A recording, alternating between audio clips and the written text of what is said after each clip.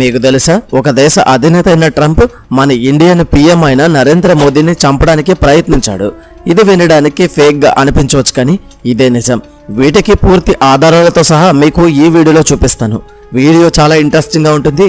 వీడియోని స్కిప్ చేయకుండా చివరి వరకు తప్పకుండా చూడండి. ముందుగా మీకు ఈ ప్లానింగ్ కి లింక్ ఉన్న కొన్ని విషయాల కోసం చెప్పి అప్పుడు అసలైన టాపిక్ లోకి వెళ్ళిపోదాం. ముందుగా ఢాకా నగరంలో ఉన్న ఒక 5 స్టార్ హోటల్లో ఒక American army officer check in చేశాడు. అతని పేరు టెరెన్స్ అరెవెల్ జాక్సన్. ఇతను యుఎస్ స్పెషల్ ఫోర్స్ కు చెందిన అత్యంత గోప్యమైన ఆఫీసర్. ఇతను ఏదో ఒక రహస్య మిషన్ లో ఉన్నాడు. కానీ ఇలా వచ్చిన 2 రోజుల తర్వాత అతను మృతదేహంగా కనపడ్డాడు. మొదట అందరూ కూడా హార్ట్ అటాక్ అనుకున్నారు, కానీ నిజం బయటకు రావడానికి ఎక్కువ సమయం పట్టలేదు. అతని శరీరంలో పొలోనియం అనే రేడియో యాక్టివ్ విషం కనపడింది. ఇదే విషంతో రష్యాలో ఒక మాజీ స్పైన్ కూడా చంపారు. ఇవి చూసిన అందరికీ సందేహాలు మొదలయ్యాయి. ఒక అమెరికన్ ఆఫీసర్ బంగ్లాదేశ్లో ఎందుకు ఉన్నాడు, మరియు ఎవరు అతన్ని చంపారు? అయితే ఇలా అందరిలో సందేహాలు మొదలైన వెంటనే కొన్ని గంటల్లోనే అమెరికా ఎంబసీ వెంటనే హోటల్కి వచ్చేసింది. బాడీ అండ్ ల్యాప్టాప్ మరియు బ్యాగ్ని అన్నీ తీసుకుని వెళ్ళిపోయింది. లోకల్ పోలీసులు దూరంగా నిలబడ్డారు. సీసీటీవీ ఫుటేజ్లు కూడా డిలీట్ చేశారు. ఇంకా ఇవన్నీ చూశాక అందరికీ సందేహాలు ఇంకా పెరిగిపోయాయి. ఇది సాధారణ మరణం కాదని అందరికీ అర్థమైంది. అప్పుడు సోషల్ మీడియాలో ఒక షాకింగ్ వార్త వైరల్ అయింది.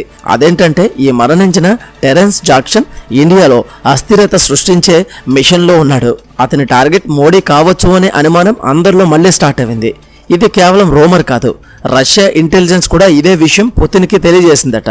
పుతిన్ వెంటనే దీని మీద యాక్షన్ తీసుకున్నాడు. ఆ సమయంలో మోదీ గారు చైనా వెళ్ళబోతున్నారు. అక్కడే పుతిన్ కూడా ఎస్సీఓ సమ్మిట్లో పాల్గొబోతున్నారు. రష్యా అమెరికా మధ్య అప్పటికే అభిప్రాయ భేదాలున్నాయి. మోదీ రష్యా చైనా వైపు చేరతారని సిఐఏకి భయం వేసింది. ఇక్కడ సిఐఏ అంటే సెంట్రల్ ఇంటెలిజెన్స్ ఏజెన్సీ. ఇది అమెరికాలో ఉంటుంది. ఇప్పుడు సిఐఏ సీక్రెట్ మిషన్ ప్రారంభించింది.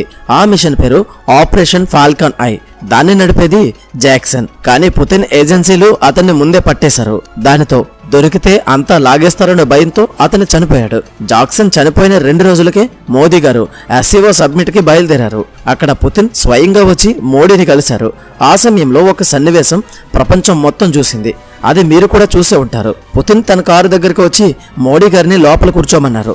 ఇది ప్రోటోకాల్కి విరుద్ధం. ఎందుకంటే ఎటువంటి విదేశీ నాయకులు కూడా మరొక అధినేత కారులో కూర్చోరాదు. కానీ పుతిన్ ఆ నియమం ఉల్లంఘించారు.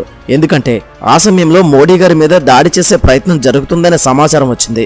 పుతిన్ వెంటనే తన సెక్యూరిటీని పక్కకి పంపించి మోడీ గారిని కారులోనికి తీసుకువెళ్లారు. Sir, please SIT in side, out side is not safe. ఇదే పుతిన్ మాట. అలా ఇద్దరు ఆ కారులో 10 నిమిషాల పాటు ఉన్నారు. ఎవరిని లోపలికి రానివ్వలేదు. ఆ 10 నిమిషాల్లో ఏం మాట్లాడారో ఇప్పటికీ ఎవరికీ తెలియదు. కానీ ఈ మీటింగ్ తర్వాత మోదీ గారి ముఖం మారిపోయింది. ఆ తర్వాత ఆయన అమెరికా ట్రిప్ను కూడా రద్దు చేశారు. అన్ని అంతర్జాతీయ మీటింగులను క్యాన్సిల్ చేసి వాటికి విదేశాంగ మంత్రిని పంపే నిర్ణయం తీసుకున్నారు. ఎందుకంటే పుతిన్ చెప్పిన హెచ్చరిక అదే, మీపై దాడి ప్లాన్ ఉంది అనే ఒక్క మాట ఆయనను కలవరపరిచింది. ఇప్పుడు చెప్పండి, ఇదంతా కేవలం కోఇన్సిడెంట్ గా జరిగింది అని అంటారా? ఒక అమెరికన్ ఏజెంట్ చనిపోవడం, మోదీపై దాడి జరిగే సమాచారం, మరియు పుతిన్ ప్రోటోకాల్ బద్దలు కొట్టి మోదీని తన కారులో కూర్చోబెట్టుకోవడం. అలానే రష్యా మీడియా ప్రకారం ఆ కారులో పుతిన్ ఇలా అన్నారట, మీ భద్రత ఇప్పుడు కేవలం భారత సెక్యూరిటీపై ఆధారపడదు. కొన్ని శక్తులు మీరు బ్రతకకూడదును అనుకుంటున్నారు. దానికి మోదీ గారు క్షణం మౌనంగా ఉన్నారు. తర్వాత ఆయన చెప్పారు, సత్యం ఎప్పుడు బయటకే వస్తుంది, కానీ కొంత సమయం పడుతుంది. ఆ తర్వాత వారంలోనే ఇలా చర్చలన్నీ ముగిసిపోయిన వారం తర్వాత భారత్ కొన్ని అమెరికా ఎన్జిఓస్ ని బ్యాన్ చేసింది. మరియు సిఐఏకు చెందిన కొన్ని ప్రైవేట్ ఏజెన్సీల లైసెన్సులను కూడా రద్దు చేశారు. దాని తర్వాత అమెరికా ఇండియా సంబంధాలు చల్లబడ్డాయి. ఈ మీటింగ్ తర్వాత మోదీ గారు ఏ అంతర్జాతీయ సమావేశానికి ప్రత్యక్షంగా హాజరు కాలేదు. అన్ని వీడియో కాన్ఫరెన్స్ ద్వారా మాత్రమే చేశారు. ఎందుకంటే భద్రతపై కొత్త సమాచారం వచ్చింది. పుతిన్ మోదీకి చెప్పిన మాట ఇంకా రష్యా న్యూస్ లో ఉంది. Some times sitting together can save a life.